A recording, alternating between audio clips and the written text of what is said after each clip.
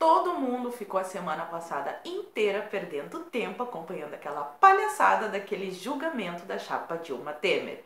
E no vídeo de hoje eu vou analisar junto com vocês um por um dos votos pela absolvição dessa chapa tão maravilhosa.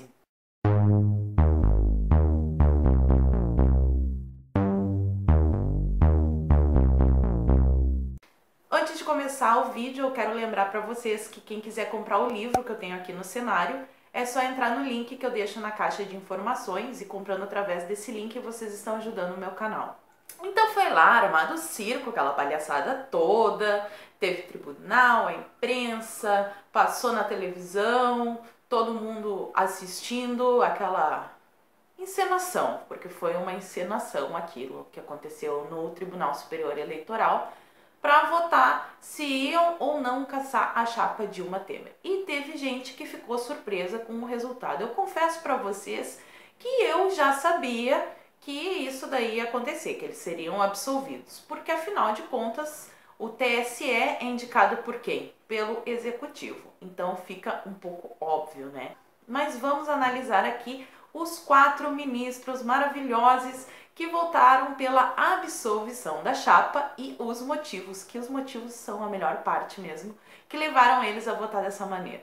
Vamos começar pelo Napoleão Nunes Maia Filho. Só antes de também ler aqui, eu vou colocar as fontes de todas essas informações que eu tô passando para vocês na caixa de informações, caso vocês queiram ler na íntegra. Então, diz o nosso maravilhoso Napoleão: a Justiça Eleitoral não pode se arvorar como o terceiro turno dos pleitos, sem que se constatem violações contundentes e incontestes ao ordenamento eleitoral.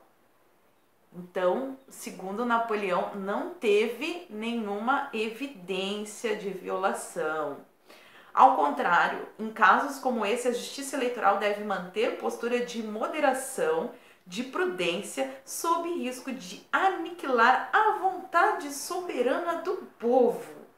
A vontade soberana do povo é que a chapa Dilma Temer fique no poder. Olha que interpretação curiosa. Eu não vou nem entrar no mérito aqui das urnas fraudáveis e tudo aquilo, mas então o Napoleão acha que a vontade soberana do povo é que o Temer fique lá e que essa chapa seja considerada algo totalmente limpo. Que beleza! Aí ele continua assim: e as safadezas ficarão impunes? Não, imagina, nunca! Serão apuradas nas vias próprias. O Tribunal Superior Eleitoral não é próprio para apurar fraude na chapa, na eleição. É outro lugar que não é o tribunal. Olha que interessante, eu não sabia, eu achava que o tribunal era o lugar para isso, mas não é. Essas pessoas têm que ser punidas. E por que ele não puniu? As pessoas têm que ser punidas em algum outro lugar, de repente na padaria, sei lá, banca de revistas, não no tribunal. Uma coisa é punir as pessoas pelo crime, outra é privar quem ganhou a eleição de exercer o mandato. Vocês entenderam a relação?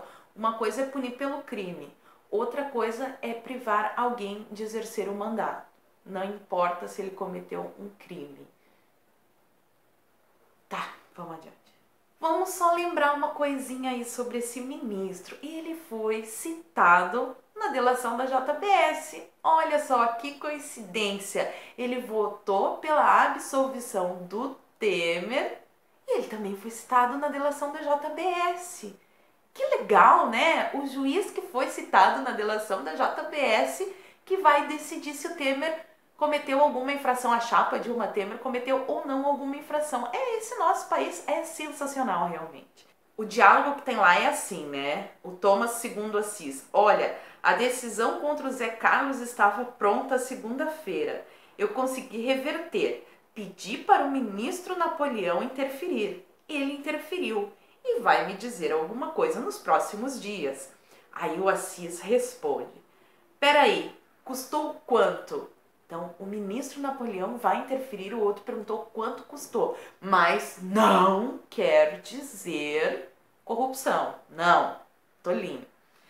Aí o Thomas diz, ai, calma, tá muito ansioso, depois eu te informo. Então, esse foi o primeiro-ministro, olha só como a gente já começou bem, o Napoleão, que foi citado lá na delação da JBS. Tá, vamos pro próximo ministro, que é o Admar Gonzaga. Admar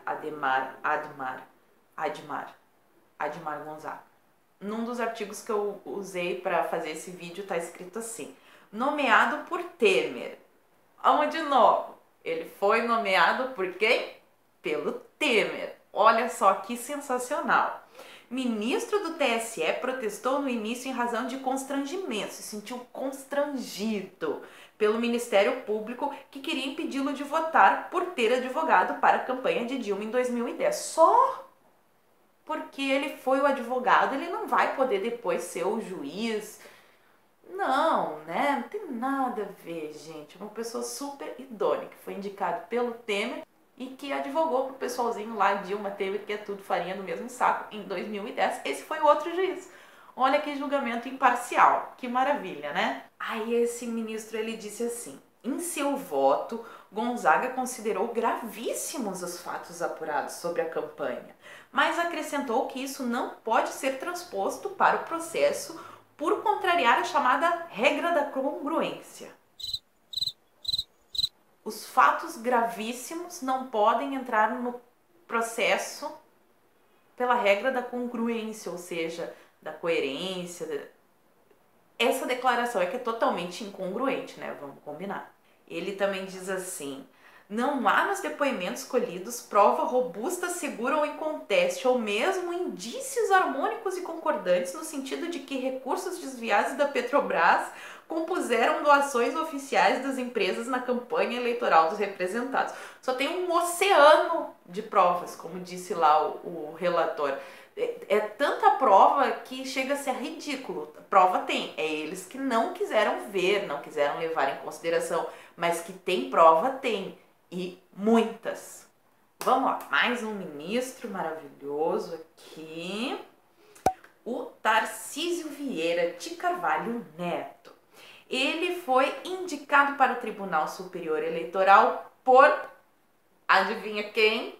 Temer. O Temer indicou ele. Olha só que esse pessoal é totalmente idôneo, isento para julgar o Temer, porque foi o Temer que indicou eles. Isso é só no Brasil mesmo. E aí o ministro disse não haver provas de que a propina para partidos chegou à campanha. Então ele até entende que tem a propina, mas como ele não sabe se a propina foi para a campanha, então ele acha que é melhor absolver o Temer, porque afinal de contas propina é uma coisa já que deve ser legal aqui no país, para ter uma declaração dessa absurda. Bom, mas vamos adiante. Ele disse que se o doador... Olha, não, essa é sensacional, essa declaração assim.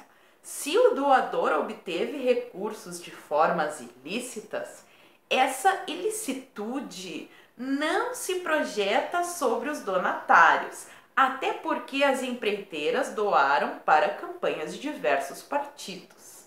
Achei sensacional. A lógica, ele usou umas palavras rebuscadas, mas por esta lógica funcionaria assim. Um ladrão rouba um carro, pega as peças e vende para uma dessas lojas de peças de carro. Então, a ilicitude do ato de roubar o veículo não pode ser transferida para a loja não tem culpa de que a peça é roubada. Essa foi a lógica sensacional que o ministro usou. Adoro esses ministros. Vamos para o último, Gilmar Mendes. Gilmar Mendes, essa pessoa tão empoderada, um ministro maravilhoso, que sempre toma decisões ótimas. Ele diz, não vou ficar aqui me repetindo muito, vocês já entenderam, mas só uma frasezinha, ele diz que a cassação de mandato deve ocorrer em situações inequívocas.